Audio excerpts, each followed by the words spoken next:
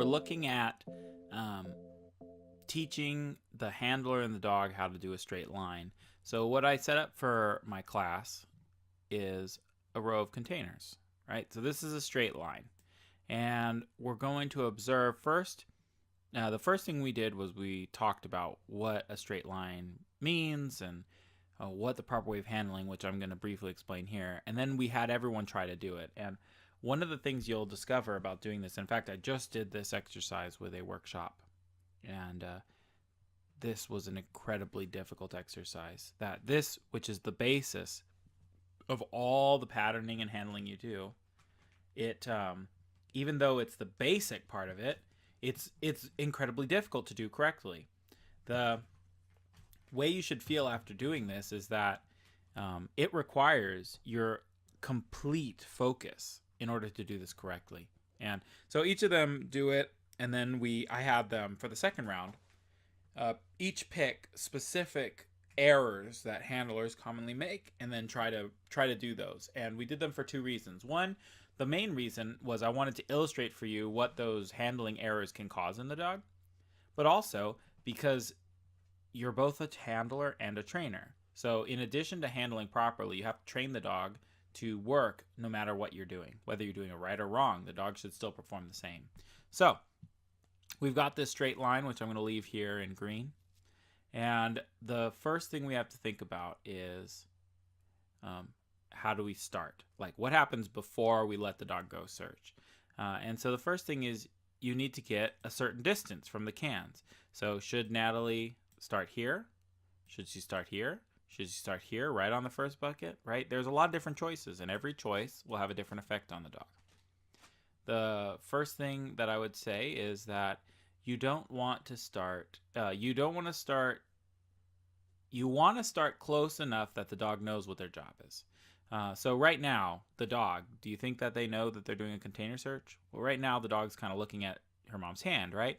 But as Natalie walks up to the cans, there'll be a point somewhere around here where the dog goes, oh, I think we're doing a container search. And then as you get closer, the dog says, I know we're doing a container search. So I like to start close enough that my dog knows what we're doing, right? I don't want to start further than that. And we'll illustrate that later with one dog when it went wrong. So I left that error in because it was such a good learning moment. So we get a certain distance. The second thing is, if I've got a fast dog, I think of dogs like a bow and arrow. So the further back you pull the bow and arrow, the faster the arrow is going to fly out. If I barely pull the arrow back at all, it just goes dunk and it just falls on the ground. It doesn't go anywhere. Dogs are the same way. The further back you start them, if they're focused on the cans, the faster out they're going to run. That puts you way behind the dog, which is unideal. So let's say this is our initial start point. That's where the dog should be. The handler should be on one side or the other. So we have to start from the get-go. Am I going to start with my dog on my left or my right? Now, I used to in the past start with my dog in the center. And the rhetoric was this: I'm letting my dog make the choice of which way to go. And I think that that's a mistake. I think that that's a good thing to do in training to build the dog's stamina, problem-solving ability, all that stuff. But when you actually get to handling the dog in a real search situation, I want to make as many decisions for the dog as possible. And I know that sounds terrible, but let me explain why.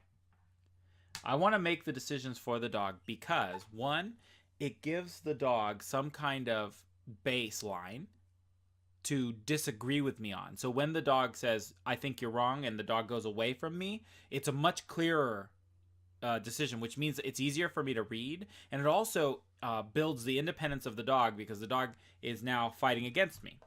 The second reason is because if my dog has no preference about where to go, if they don't care whether they go left or right, I don't want my dog expending energy making a decision. There's a psychological concept called decision fatigue. Every decision you make costs you energy. If you leave all the decisions for the dog to make, then they're going to run out of energy quicker. And instead, if I make all the decisions for the dog, and the only time the dog has to make a decision is when they disagree with me, right? I'm reducing the amount of decisions my dog has to make, which in turn gives them more energy for long trial days. So I'm always going to choose which side I want my dog to start on. And then if my dog changes their mind, I always agree with whatever decision they make. But if they have no preference, I make the decision. What factors into where the handler starts? Well, one thing that factors in is the wind. So you'll notice most of the handlers started with the dog on the left, with the handler on this side, because the wind was coming across this way. So we wanted to not be blocking the wind. That's one good thing to think about. Another thing is that, a lot of dogs and handlers are more comfortable on the left. That's a good reason to start with a dog on the left. Why would you start in a position that's uncomfortable for you or your dog? If your dog is uncomfortable being on the left, you need to train a lot so the dog's comfortable on the right, but it should factor in, of course. So there's a whole host of things that you could think about. What if this wasn't a row of containers? What if this was a building, right? Well, then you wouldn't be able to start with the dog on the right. Then you'd be blocking the building from the dog, right? So those things come into play. So now, when your dog is already focused on the cans, so your dog is going to go this way along the cans. The handler, which I'll use a box to represent the handler is not going to move until their dog gets a certain distance away. So let's say the dog gets to there. I'm not going to move.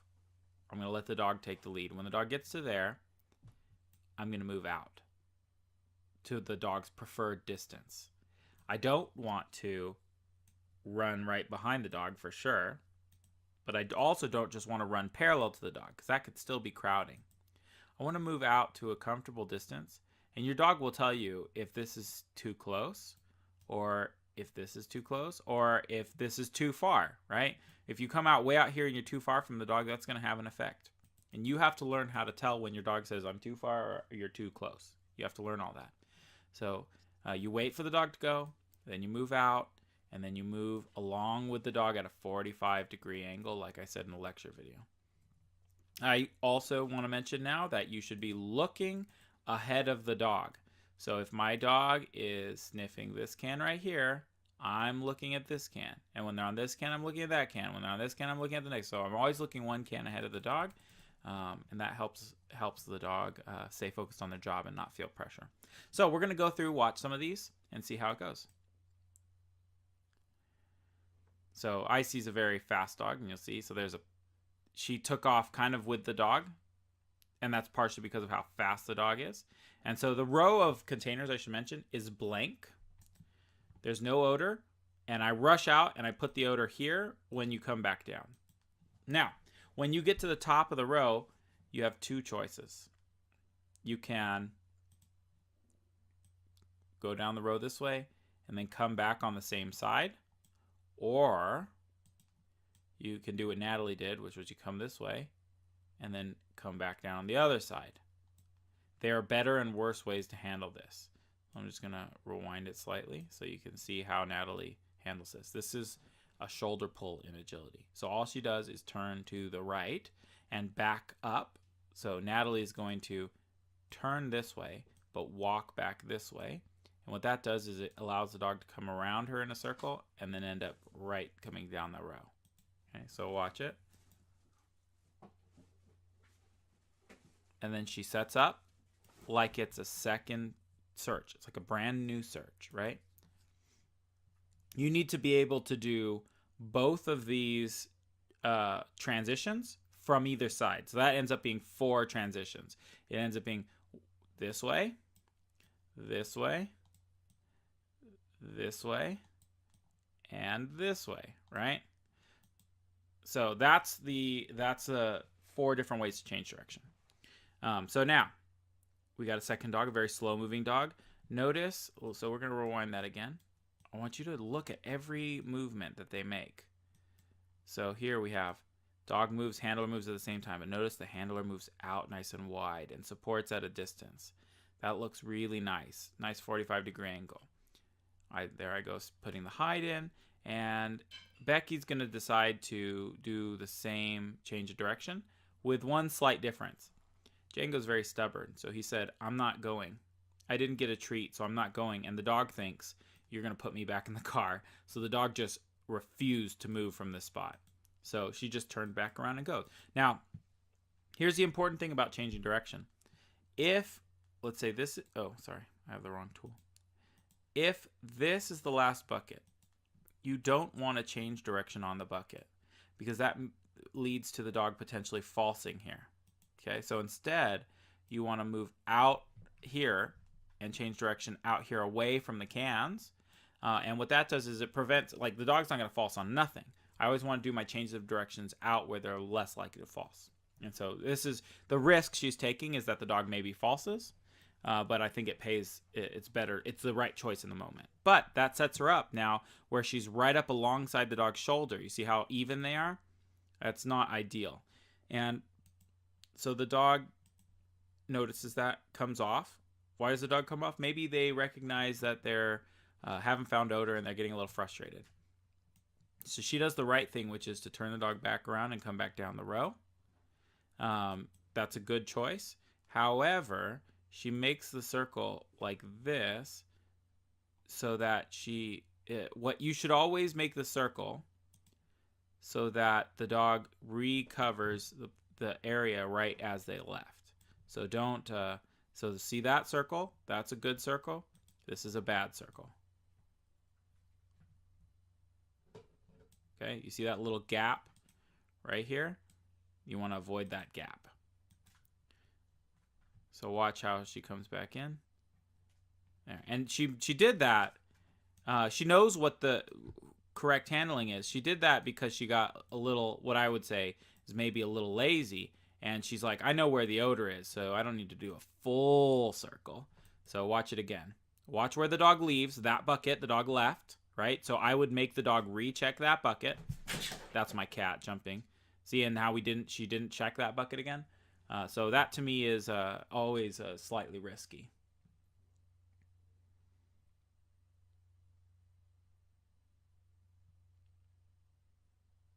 Okay, this is Hazel. We'll look at another straight line. So that's a nice moving out at a distance. Now she started at the same time as her dog again. This is one of the hardest things for people to learn, is to not run out with the dog. Let the dog go search first and then follow behind. Don't race the dog. That's why dogs move so fast usually. Which, you know, hey, if you're trying to make the dog go fast, you know, then that's a good way to do it. Okay, so this is the false start. So what's going to happen here is she's going to start too far away from the buckets. And so the dog's not going to go to the bucket. And it just shows you the importance of starting in the right position. Now, she got fixated on that cone. She's like, I need to start there. And that's why she did that. Whereas this dog needed to start a little closer. Now, could the dog be going to the shade, saying, it's hot, I'd like to be in the shade? So she gathers the dog back up and she's paused there for a moment. And we actually talked. I stopped her. I said, okay, what happened? Why did that happen? How are we going to fix it? And so people said, maybe it's the shade. Maybe it's how far she started. And so I think it has to do with how far she started. So she decided to move up closer, which was a good choice. She paused for a moment, lets the dog go, and then she lets the dog get only a couple steps ahead. I'd like you to let the dog get, you know, out to the distance of the line where you're going to want to work them. So if that's 6 feet, then let them get 6 feet out ahead of you.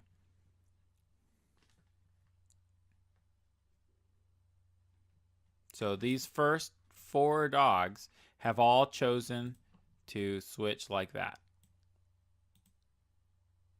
And what I'm saying here, I'm telling people that the change of direction would go smoother if the handler uses their voice when they switch directions. Tell the dog, hey, Jake, we're switching directions, kind of thing. Now, you notice that the dog is leaving the buckets a little bit. Now, that's probably because the dog just did the row of buckets blank. Not all of the dogs are going to do that. Some of the dogs are going to compulsively check the buckets up and down. That's one of the things we want to train by setting good hides.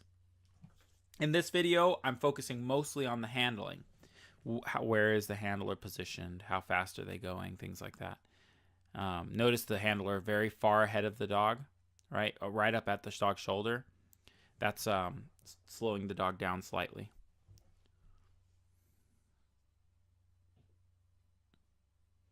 All important things to consider. And hopefully you'll be able to see this take this in consideration and then use this when you're analyzing your own videos or other people's videos. Look at the straight lines that the handler and the dog are doing, and what do they look like? Are they on the same page? Or are they on different pages, right? I want a harmonious looking search. Okay, look, she's a little wide. Can you feel it? But the dog is so motivated to do its pattern that there's no pulling the dog off. Okay, so Patty decided to stay on the same side. I think that's a good choice for her and her dog. And remember, you need to be able to do both. Again, because if this is a building, you're not going to be able to switch sides.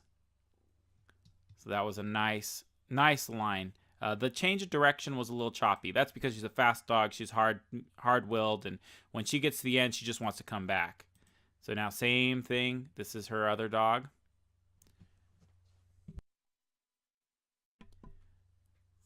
That's a nice, she's catching up with the dog's shoulder a little bit because he's slower moving, and she'd just run her young dog.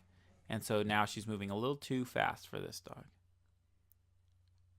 That's better, but she's still moving a little fast. Nicely done.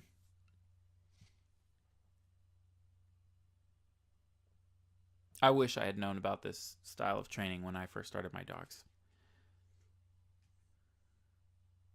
I think this is the last dog of the series. It's a really nice, smooth pattern, right? You see the handler and the dog are on the same page, right? The handler becomes invisible if you do this right. You don't even notice what the handler is doing. When you notice the handler, that's when you should think something's going wrong. So like here, you're noticing the handler, right? So that means something going wrong. And what's going wrong here is not necessarily the handling. It's the dog's stamina. The dog's like, I already checked these buckets, they're blank. And so the dog is mad and wants to go search the rest of the area. And notice she even passes the odor bucket because she's not paying attention. So we bring her back again. And she goes, oh, wait a second, that's embarrassing.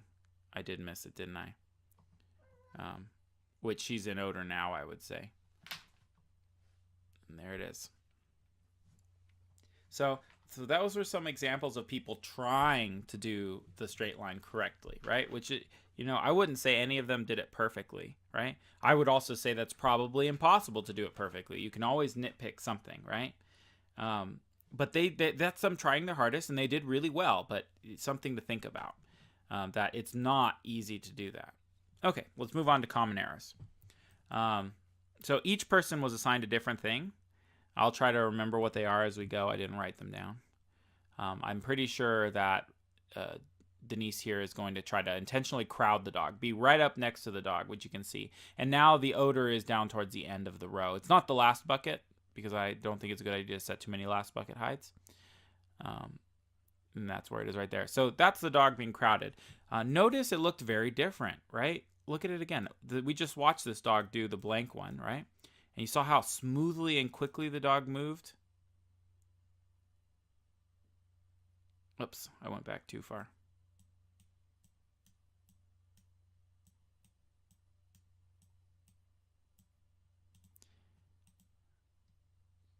So watch it again.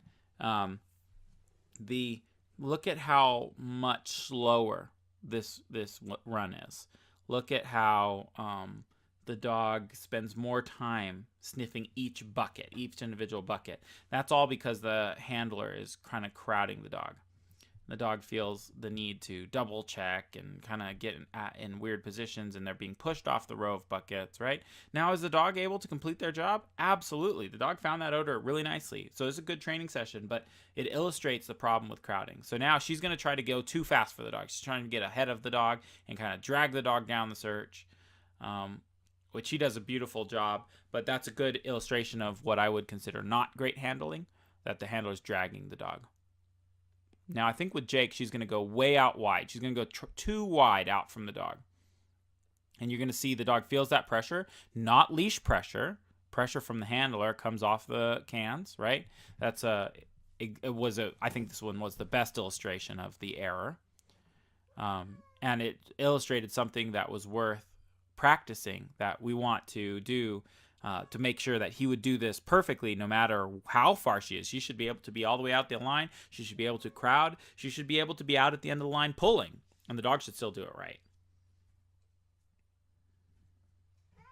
Another thing to think is that, and this is something I was just mentioning to my students, when you are out of position, it's almost the dog isn't as affected as the handler is, and that's really important. It's going to affect your state of mind, your ability to read the dog, your energy level. So it's almost like the effect on the handler is more important than the effect you're having on the dog. The dog's going to do their job no matter where you are, but where you are can really help you. So she's going to try to run ahead of the dog, which ends up not really working. The dog is so fast. But look at how fast the dog's moving, faster than it did before. The dog really felt like she was racing. Now, Natalie is going to be lazy and only move as little as necessary. And she's not moving out of the dogs. You'd be surprised how many people handle like this at an actual trial, right? Again, didn't affect the dog, right? The dog was able to do its job, but it did affect the dog in the sense that the dog went up and down a couple times, right? It didn't do its straight line pattern that it did the first round. So now Patty's going to try to move as slow as possible. She's not going to go any faster than a walk. You see it pulls the dog off almost immediately. And that's partially because Patty, in addition to walking, also pulled on the leash, which was not what I was asking, but it was a good illustration of some little handling errors, which we're again, doing intentionally for the sake of this video.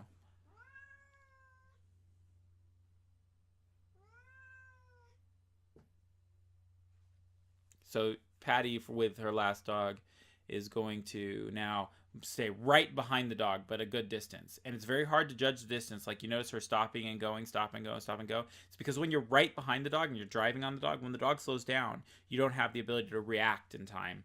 I like to think of it like tailgating a car. When you're driving right up next to the bumper of another car, if they slow down, you have to slam on the brakes, right? If they speed up, you have to speed up a lot to keep up with them.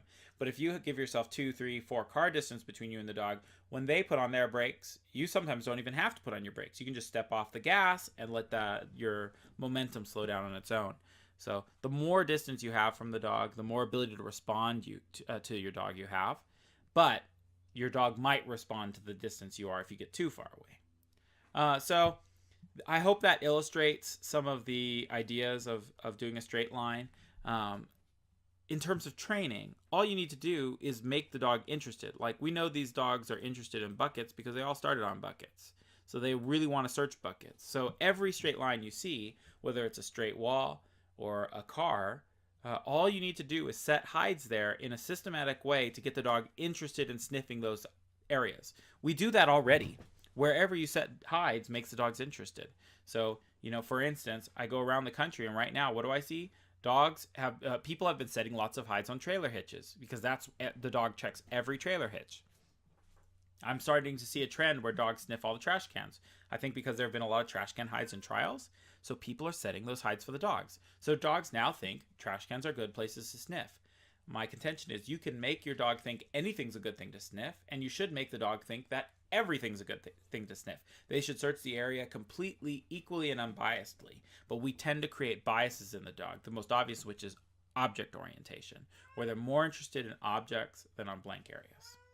So, hope that helped. If you're watching this, thank you for being a Patreon subscriber. If you're not a Patreon subscriber, make sure to check it out. The link will be in the description. My cat just jumped to the top of the door and is sliding off of it. Hang on. Cat. There you go. I caught you before you fell. I saved her life. Okay. So, thank you for being a Patreon subscriber. Let me know if this lesson made sense to you. And let me know what questions you have so I can answer them. The next thing in the patterning series will be how to handle inside corners and outside corners, which will probably be 2 separate lessons. So thanks so much for your support making this possible. I'm really enjoying it. So yeah, thank you.